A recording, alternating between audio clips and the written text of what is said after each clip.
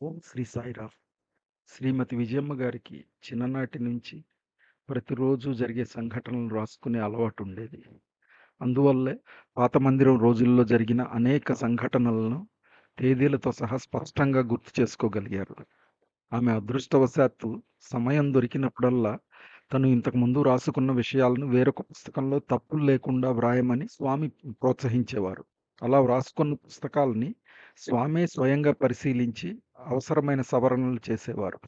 ఎక్కడైనా ఖాళీలు గాని, లోపించిన పదాలు గాని ఉంటే అపార కరుణామయి సాయిమాత స్వయంగా తగిన పదాలను చేర్చి ధృవీకరణార్థం అనేక పుటలపై సంతకాలు చేసేవారు.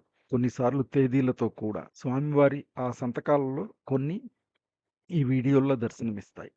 1945వ సంవత్సరం విజయమ్మ గారు స్వామివారి పద్యాలను 2 వేర్వేరు డైరీల్లో లిఖించడం ప్రారంభించారు. ఆ డైరీల్లో మొత్తం 500కు పైగా పద్యాలున్నాయి.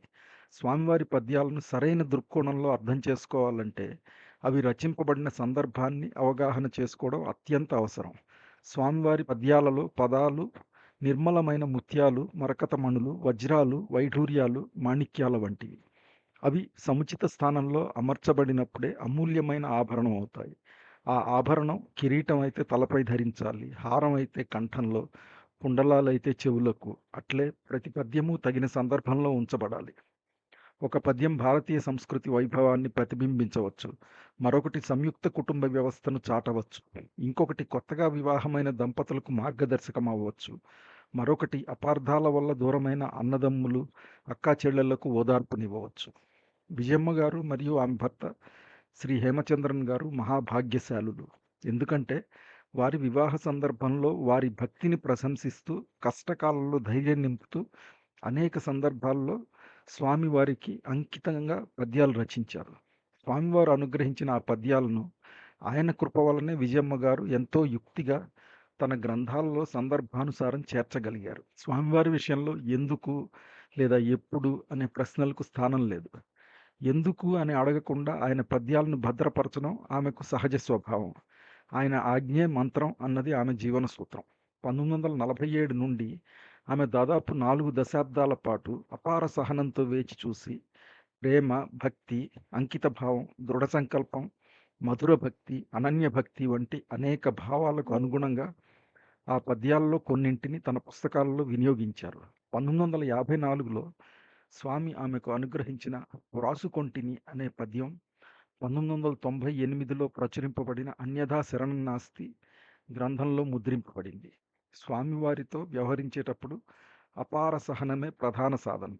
దీర్ఘకాల ప్రార్థనలు, వినతుల అనంతరం 2025 చివర్లో విజయమ్మ గారే స్వయంగా వివరణలు ఇస్తూ ఈ అమూల్య రత్నాలలో కొన్నింటిని మేము ఆడియో రూపంలో రికార్డ్ చేయగలిగాము.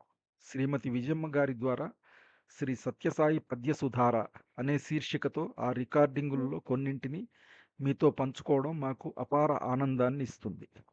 జై సాయిరామ్. ప్రత్యక్ష ప్రేమావతారి అయిన ప్రభు పాద రాజీవ వరకు ప్రదాంచి ఈనాడు ప్రభువుల గురించి, వారి యొక్క గుణగణ విశేషముల గురించి, వారి యొక్క ఆనందం గురించి చర్చించుకోవటం ఎంతైనా హర్షణీయం. ఈనాడు మనం ప్రభు సంభాషణలో ఉపయోగించినటువంటి పద్యములను పంచుకుందాం. మొట్టమొదట 1954లో నేను ప్రభు యొక్క పద్యాలను ఈ పుస్తకంలో దాచుకోవటం ప్రారంభించాను. ప్రభు సంభాషించే ముందు ఆ పద్యాలు ఎంత ఆకర్షణీయంగా, ఎంత ముద్దుగా ఉండేదో, వినగానే వాటిని దాచుకోవాలని ఎంతో నాకు ఒక ఆర్తి కలిగిందన్నమాట. ఆనాటి నుంచి ఈనాటి దాకా వందల పద్యములు నేను దాచుకొని సమయం వచ్చినప్పుడు వాటిని ఉపయోగిస్తూ ఆనందిస్తూ ఉంటానన్నమాట.